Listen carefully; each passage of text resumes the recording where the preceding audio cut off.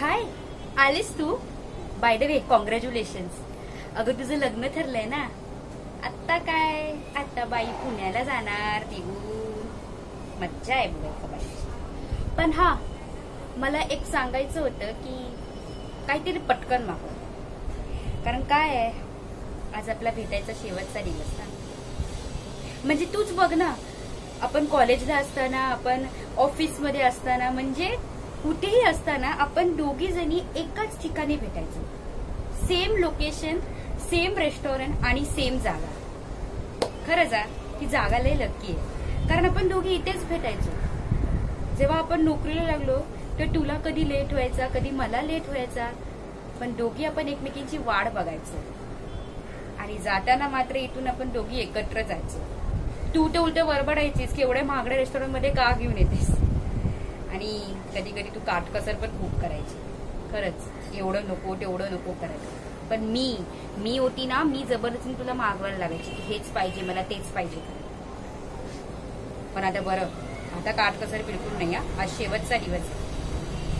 आज तुला जे आवडेल तेच माग. मी काही बोलणार, पण आकडे बघून मागू नकोस प्लीज. अगं रडतेस कशाला? डोळे पुस. हे घे रुमाल घे. हा, डोळे पुस. काही नाही होणार, आहे मी.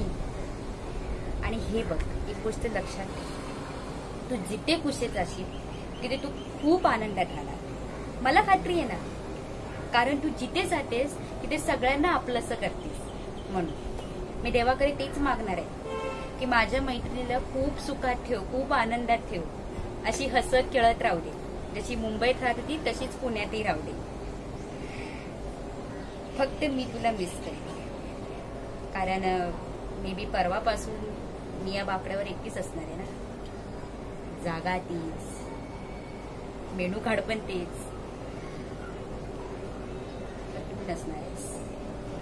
माझ्या समोरचा हा जो काय चेहरा आहे तो माझ्या समोर नसणार आहेस. ही समोरची खुर्ची रिकामी असणार आहे. पण नो प्रॉब्लेम, आपण व्हिडिओ कॉल करू. हा, व्हिडिओ कॉल करू आणि एकमेकांची दररोज बोलत राहू. ठीक आहे?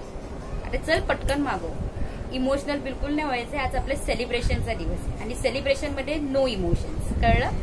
चल पटकन मागव.